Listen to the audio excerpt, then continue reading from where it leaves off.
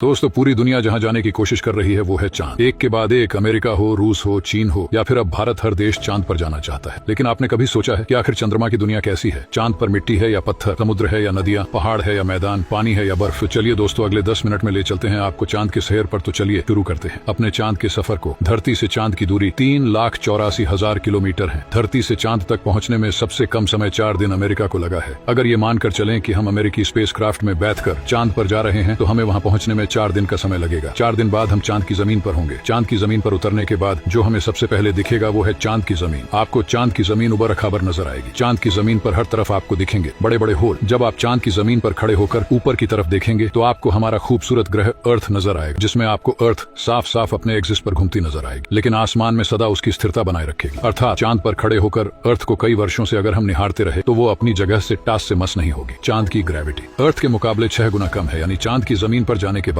हमारा वजन 6 गुना कम हो जाएगा। यदि अर्थ पर हमारा वजन 60 किलो है तो चांद की सरफेस पर आपका वजन केवल 10 किलो ही रह जाए, यानी चांद की जमीन पर उतरने के बाद आप अपने आप को काफी हल्का महसूस कर रहे होंगे। आप इधर उधर आसानी से उछल पाएंगे। इसी कारण नील आर्मस्ट्रॉन्ग जब चांद पर चल रहे थे तब उछल उछल कर चल रहे थे, क्योंकि दोस्तों चांद पर अर्थ की तरह चल पाना संभव नहीं है। चांद पर नील आर्मस्ट्रॉन्ग और उनके साथियों के कदमों के निशान आज भी चांद पर मौजूद है, क्योंकि वहां पर हवा नहीं होने की वजह से वे निशान मिटे। फिर थोड़ा चलने के बाद जब आप चांद पर इधर उधर देखोगे तो आपको बहुत सारा कचरा, बैग, पेपर, बहुत कुछ टूटा फूटा सैटेलाइट और यान मिलेंगे। ये सारा कचरा हम इंसानों ने फैलाया। ये कचरा इतना ज्यादा है कि 5 ट्रक भर सकते हैं। चांद पर कचरा, बैग, पेपर अंतरिक्ष यात्रियों ने फेंके थे, जिसमें उनकी मल, मूत्र और उल्टियां हैं। अब आप चांद की जमीन पर खड़े हैं तो आपको सबसे ज्यादा खतरा आसमानी मौत का है। जी हाँ, आसमान से आने वाली मौत। चांद का गुरुत्वाकर्षण कम होने की वजह से इसके पास कोई भी वायुमंडल मौजूद नहीं है। वायुमंडल की नामौजूदगी वहां पर रहने वालों के लिए उल्का पिंड जैसे खतरे का डर लगातार बना रहता है। यानी आप चांद पर खड़े हैं और पता नहीं कब एक बड़ा पत्थर आसमान से उड़कर आएगा और आपकी मौत वहीं पर हो जाएगी। यही वजह है चांद पर बड़े बड़े होल्स, जो अर्थ से देखने पर जो चांद पर काले धब्बे दिखाई देते हैं, असल में वे धब्बे नहीं, होल्स हैं, जहां पर सूर्य की रोशनी नहीं पहुंच पाने की वजह से वो धब्बे नजर आते हैं। सूर्य के बाद आसमान में सबसे ज्यादा चमकने वाली अगर कोई चीज है तो वो है चंद्रमा। जब हम अर्थ के आसमान की तरफ देखते हैं तो हमें नीला दिखाई देता है, लेकिन चांद से आसमान की तरफ देखते हैं तो हमें नीला नहीं बल्कि काला दिखाई देता है। यानी आप जब भी ऊपर आसमान की तरफ देखेंगे तो आपको लगेगा कि आप काले आसमान की दुनिया में आ गए हैं। अब चांद पर खड़े होकर आप बहुत बोरिंग फील कर रहे हैं। और हाँ, हम मजाक नहीं कर रहे। अमेरिकी अंतरिक्ष एजेंसी नासा ने वर्ल्ड रिकॉर्ड में अपना नाम दर्ज करवाते हुए चांद पर वाईफाई की सुविधा उपलब्ध करा दी है, जो कि 19 MBPS तक इंटरनेट स्पीड देता है। यानी आप आराम से चांद पर इंटरनेट चलाकर अपना एंटरटेनमेंट कर सकते हैं। अब आपका मन कर रहा है इंटरनेट तो बहुत हुआ, अब चांद से मैं अर्थ पर अपने घर फोन करके बात करते हैं। आपने फोन मिलाया, फोन लग भी गया, लेकिन ये क्या, आप बोल रहे हैं लेकिन आपकी आवाज मुंह से बाहर नहीं आ रही है। जी हाँ, ये सच है। चांद पर आप कितना भी जोर से चिल्ला लें, आपकी आवाज मुंह से बाहर नहीं आएगी। धरती पर वायु हमेशा हर जगह उपस्थिति रहती है, लेकिन चांद का अपना कोई वायुमंडल नहीं है, इसलिए वहां पर ध्वनि तरंगों का संचरण सामान्य रूप से संभव नहीं। यदि आप चांद पर किसी को पुकार कर बुलाना चाहेंगे तो उस तक आपकी आवाज नहीं पहुंच पाएगी। परंतु चांद पर एस्ट्रोनॉट्स प्रेशराइज्ड स्पेस सूट में रहते हैं, जिसमें ऑक्सीजन व नाइट्रोजन भरकर कृत्रिम रूप से वायुमंडलीय दबाव बनाया जाता है। इसलिए वे सूट में बात कर सकते हैं और उसमें लगे माइक्रोफोन की मदद से किसी अन्य व्यक्ति तक भी अपनी बात पहुंचा सकते हैं। इस तरह से चांद पर टेलीफोन के काम करने में तो कोई समस्या नहीं है, लेकिन आपको ध्वनि को अपने मुंह से माइक्रोफोन तक पहुंचाने के लिए किसी माध्यम जैसे वायु की आवश्यकता पड़ेगी, जो कि स्पेस सूट अथवा भविष्य में किसी हैबिटेट में ही संभव है। भविष्य में अगर चांद पर इंसानी बस्ती बनती है तो यह संभव है कि टेलीफोन से चांद पर बात की जा सकती है, लेकिन चंद्रमा से अर्थ तक सिग्नल पहुंचने में लगभग 1.27 सेकंड का समय लगता है। इसलिए अर्थ से संपर्क के दौरान आपको रुक रुक कर बात करनी पड़ेगी। अब चांद पर हमको रहना है तो अब बात करते हैं चांद पर दिन और रात के बारे में। चांद को अर्थ का एक चक्कर लगाने में 27.3 डेज लग जाते हैं और अपने अक्ष पर भी एक चक्कर लगाने में इतना ही टाइम लगता है। यही वजह है कि चांद पर हमें एक बार में एक ही भाग दिखता है, दूसरा भाग छिपा रहता है। वही चांद पर एक दिन करीब 14 दिन का होता है। रात भी इतनी ही लंबी होती है, लिहाजा चांद की सतह पर मौजूद वस्तुओं पर रात और दिन का बहुत ज्यादा असर होता है। रात में चांद का तापमान लगभग -153 डिग्री तक गिर जाता है, जबकि दिन में तापमान 180 डिग्री सेल्सियस तक बढ़ जाता है। फिर चांद के अलग अलग हिस्सों की स्थितियां भी अलग अलग होती हैं। माना जाता है कि चांद का साउथ पोल ज्यादा ठंडा होता है। रात तो वहां पर इतनी ठंडी होती है कि अर्थ का कोई भी मनुष्य शायद ही उन हालात में रह पाए। बस्तियां बनाने की कल्पना तो दूर की बात है। अगर वैज्ञानिकों की माने तो चांद के साउथ पोल पर दिन में भी तापमान ज्यादा गर्म नहीं होता है, लेकिन रातें बहुत ही ठंडी होती है। समय गुजरने के साथ ही ये गिरता है और बर्फ जमने लगती है, जो कि यहाँ इस जगह में रहने की स्थितियों को और भी भयानक बना देती है। इन्हीं भयानक स्थितियों के चलते चांद पर अब तक जितने भी मिशन गए हैं वो सब उत्तरी इलाकों में गए हैं। रात में हमें जो चांद चमकता हुआ नजर आता है, लेकिन आपको जानकर काफी हैरानी होगी कि चांद की अपनी खुद की कोई रोशनी नहीं है। जो चांद पर रोशनी नजर आती है वो सूरज से आने वाली रोशनी का रिफ्लेक्शन है। यानी हमें सूरज रोशनी देना बंद कर दे तो चांद हमें कभी नजर नहीं आएगा। चांद अर्थ के चारों तरफ घूमते वक्त अपना एक ही हिस्सा अर्थ के सामने रखने के कारण चांद का दूसरा हिस्सा आज तक अर्थ के किसी भी मनुष्य ने नहीं देखा है। दोस्तों, चांद पर मौसम नहीं पाए जाते हैं, क्योंकि परिक्रमा के दौरान चांद अपनी धुरी पर सिर्फ 1.50 24 डिग्री तक तिरछा होता है, जबकि अर्थ 23.44 डिग्री तक झुकी होती है। इस वजह से दो बातें होती हैं। एक ये है कि चांद पर अर्थ की तरह मौसम नहीं बदलते हैं, और दूसरी बात ये है कि चांद के ध्रुवों पर कई ऐसे इलाके हैं जहाँ कभी सूरज की रोशनी या किरणें पहुंच ही नहीं पाती हैं, यानी घूमते हुए। अगर आप चांद के इन इलाकों में पहुंच गए